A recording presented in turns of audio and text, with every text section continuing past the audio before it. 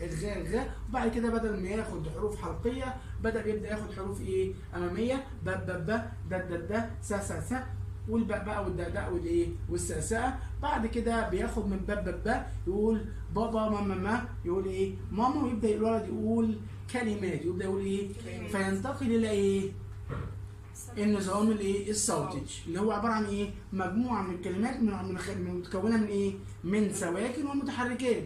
ان احنا عندنا حاجه اسمها سواكن وحاجه اسمها متحركات. قلنا الحروف اللي جايه كلها من الف للياء هي ايه اصوات سواكن لما تسكن الصوت. وبعد كده عندنا المتحركات الفتح والكسر والضم، وعندنا المدود مد بالواو والالف والياء في كلمه ايه واو. الدليل والمعاني. وطبعا بعد كده بنبدا بقى الكلمات دي ببدا ابني بيها ايه جمل.